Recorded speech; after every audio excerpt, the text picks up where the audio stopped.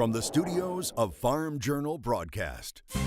Coming up on Agday, the president resets Cuba relations once again, from federal to state levels, improving the economy of rural America. I'm Charles Denny. It's a critical element to Tennessee's future, rural economic development. That story from Bolivar, Tennessee, coming up on Agday. And agribusiness prepping for the week ahead. Step back and let's take a look at how do we balance this out. Where do we want to really make sales if we can get prices to rally? Machinery Pete looks at forage equipment, and these Kansas students are figuring out ways to reduce runoff. Ag Day, brought to you by the dependable, longest-lasting Chevy Silverado.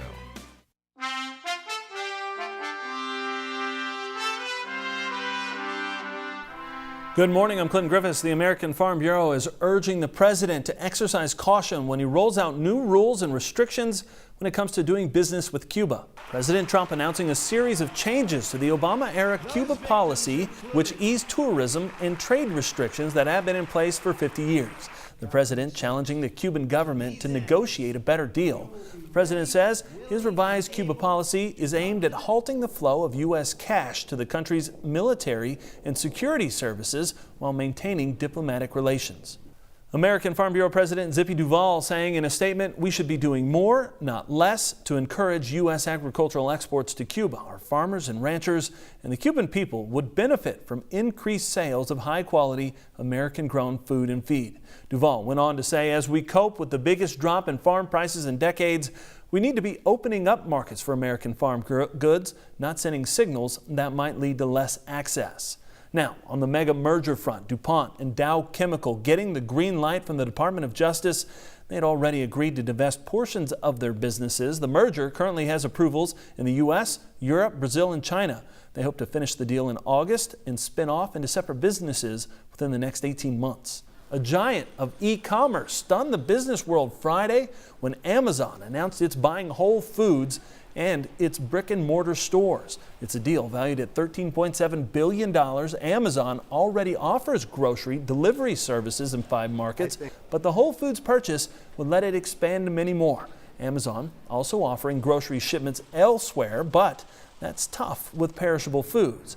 Analysts say the move sets the stage for the online retailer to battle with Walmart and Target. If Amazon combined with Whole Foods can figure out how to make that much more economical and actually make money at it, so that somebody can get their entire grocery cart delivered to their door in a simple way, in a profitable way, then yes, I think that's a game changer for sure. We've seen Walmart become the leading grocery destination in the United States, having 17-18% of the market share, and Amazon had a fraction.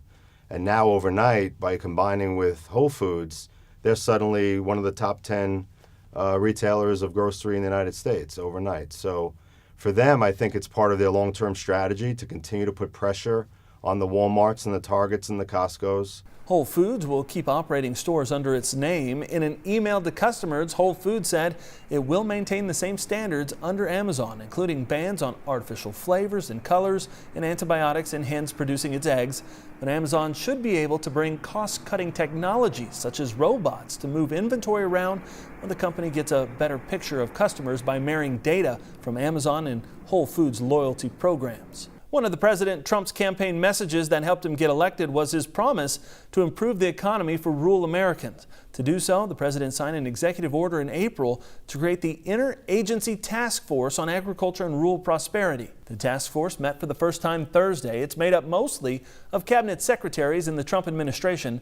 The task force includes members from 23 different government departments. Their mission is to improve quality of life in rural America by spurring innovation, improving internet access, and rolling back regulations to allow communities to grow.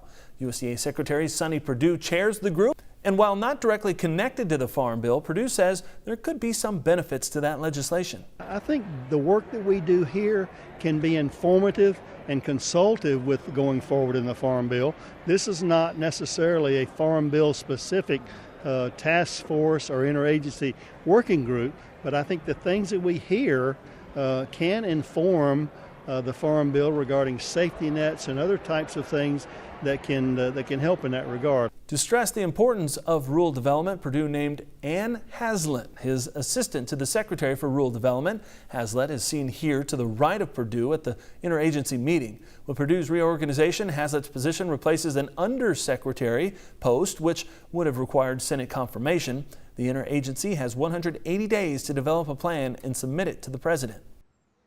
Local leaders say they've got it going on in Bolivar. Hardeman County is poised for growth, with plans to combine the area's rich history with the fact that it's a pretty nice place today. The movement even prompted a theme. Hardeman County is where heritage fuels the soul. Candy Shackelford with the local chamber says a key to growth is providing economic opportunity, especially for young people. Like many towns, kids go away to college, but then don't come back. We work together with government, with educators. We feel like it's really important to keep our young people well educated. We're really working hard to try to instill some pride in our young and to give them opportunities so that they will want to stay here. In recent years, there's been a revitalization of Bolivar and the historic square area. New buildings and businesses, restaurants, landscaping, and even some residential development. It's all to get people downtown. We have a beautiful historic downtown area. The courthouse that you're in now is 1868. Mayor Jimmy Sain ran for office partly on the issue of economic development. He praises state leaders for the governor's rural task force to build stronger communities. We actually help the populated areas do well because that's where we do a lot of our shopping and we buy a lot of our goods. But our people have to have money to go buy those goods. So it's so important that the rural area does have opportunity. Sain wants to boost tourism and promote natural resources, even the possibility of building a lake near the new Lone Oaks 4-H Center. UT Extension is involved in economic development for Hardeman County, and that includes programming at Lone Oaks and 4-H youth development. And so we're trying to instill these life skills into these youth to make them quality and highly productive citizens, and hopefully they'll stay at Hardeman County or go get their education, come back to Hardeman County, raise their families here, and keep the generations going. Economic development in towns like Bolivar will take more ambitious planning, but most everyone agrees it's good and necessary for Tennessee to have its rural areas prosper. This is Charles Denny reporting.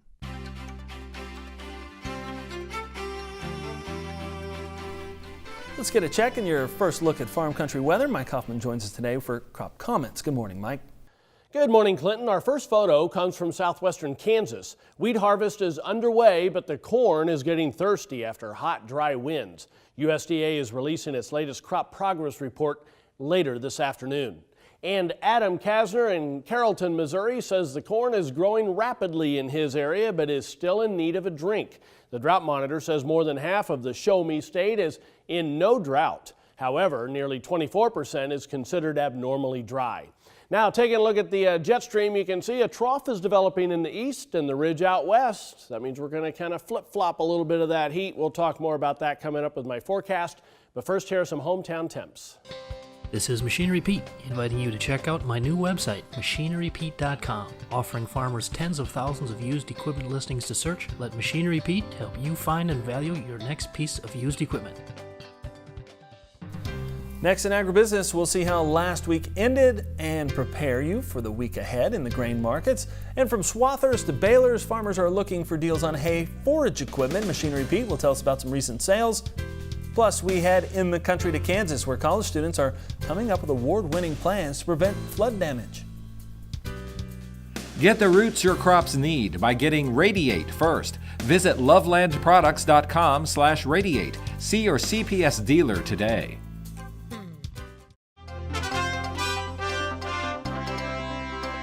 Here at the Agribusiness Desk, I have Brian Doherty, Stuart Peterson, and Brad Matthews with Roach Ag Marketing. All right, gentlemen, it's Monday. Let's get started with the week. What do we need to have our mind focused on as we begin another fresh week? Brad, we'll start with you. Well, I think anytime it's summer and you're going into a weekend, it's all about what Sunday night and Monday morning forecast is going to be. You know, if they take some of this rain out, corn could be up quite a bit. If there's a lot more rain, I would expect things to be down.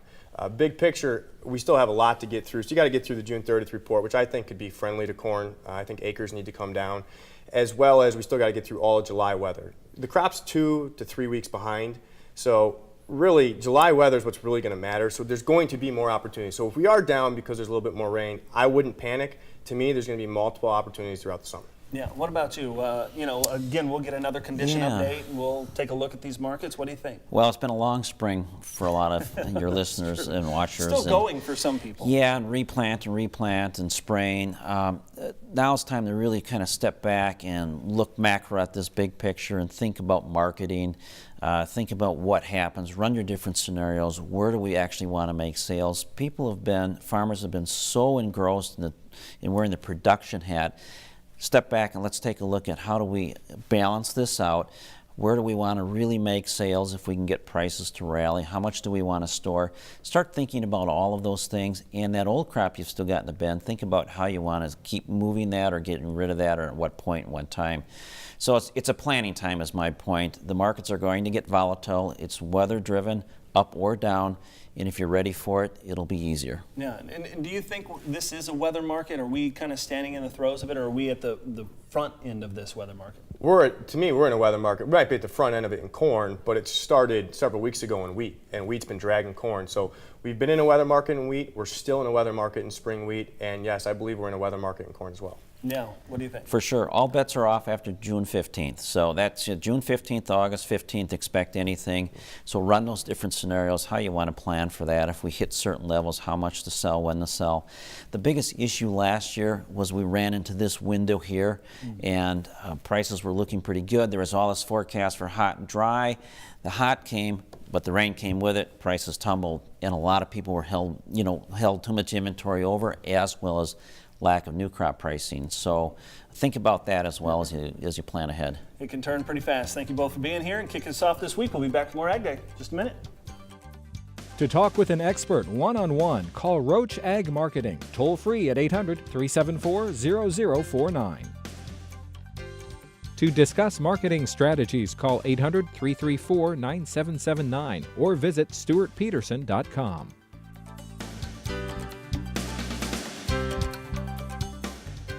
Visit farmjournalpro.com.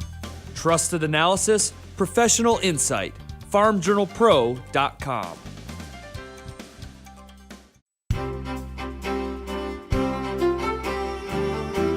Welcome back to Ag Day. Here, meteorologist Mike Hoffman. Mike, as we start the week, looks like there's a trough that's kind of dipping across the middle of the country here. Yeah, that's a big change for a lot of the places, Northern Plains, Great Lakes, that did see the heat and humidity this week. That definitely means more comfortable temperatures.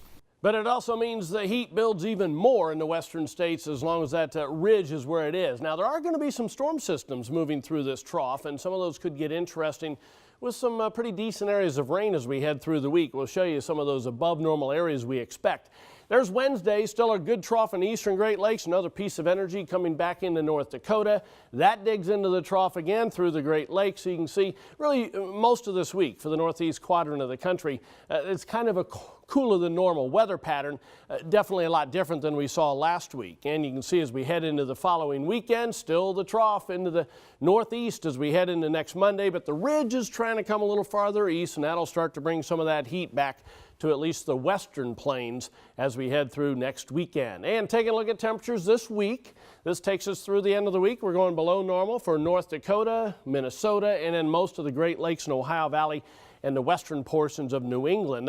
Near normal, more than likely in the southeast. You'll get a little bit of that cooler air, plus with the wet ground in a lot of places, that keeps your temperatures down just a little bit as well. So we'll go near normal there. Texas, western Oklahoma, throughout the west, expected to be above normal for temperatures. Precipitation this coming week then, I'm going above normal for most of the northern Mississippi Valley, the Great Lakes, Ohio Valley, and most of the northeast, really all the way from Washington, D.C., New York City northward.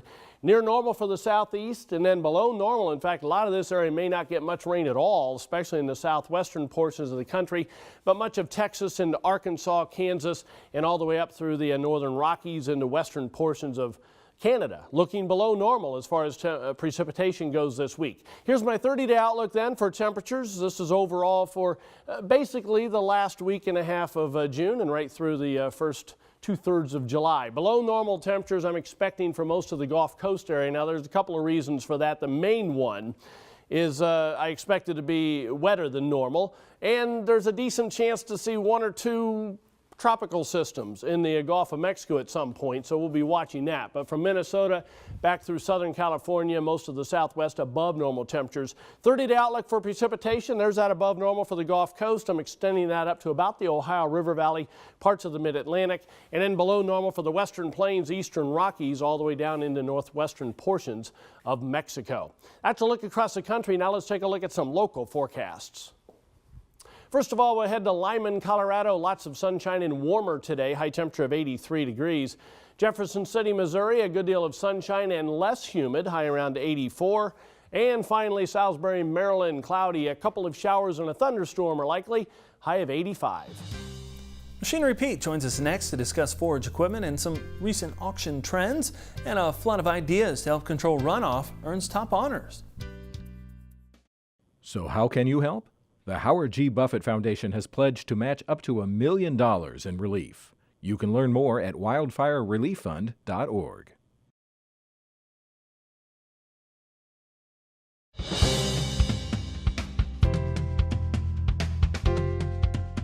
From swathers to balers, farmers are looking for deals in hay and forage equipment. Machinery Pete tells us about some recent deals.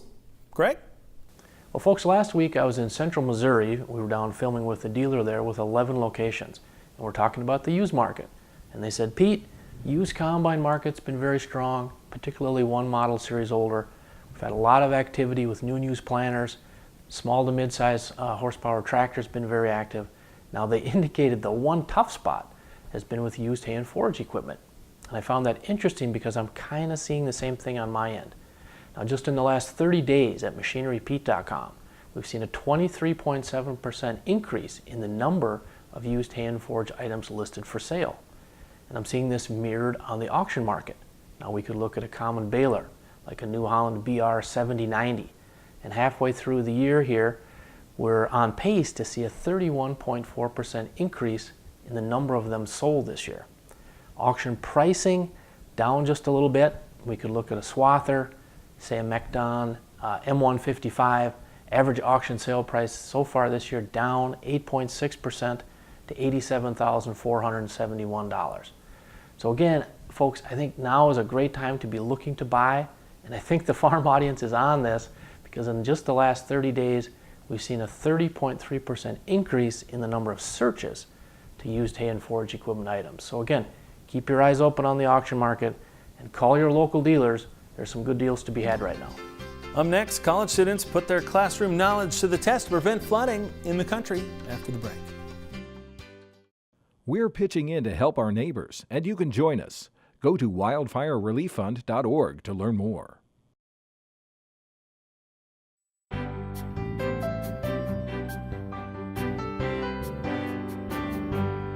In the country, brought to you by Kubota. See the all-new Commander Pro zero-turn mower at Kubota.com or visit your local Kubota dealer today.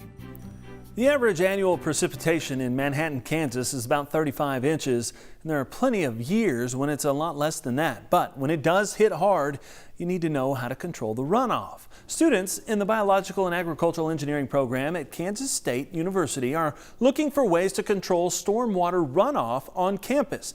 The team set their sights on a natural preserve on campus that includes a small stream, and when it rains hard, runoff often exceeds the creek capacity and causes street flooding. Using students from other majors to brainstorm an idea, the team developed a plan to mitigate that flooding.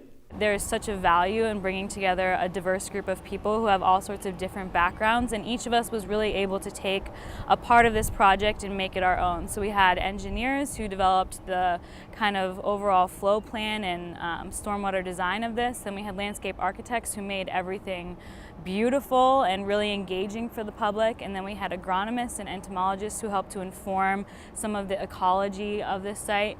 The student proposal would mitigate flooding through the addition of permeable pavements, cisterns to capture rainwater from rooftops, and rain gardens complete with native Kansas vegetation. The team says it would reduce runoff by nearly half. The EPA likes the idea as well. The K-State team won first place in a national competition sponsored by the agency where 60 collegiate teams battled for prizes.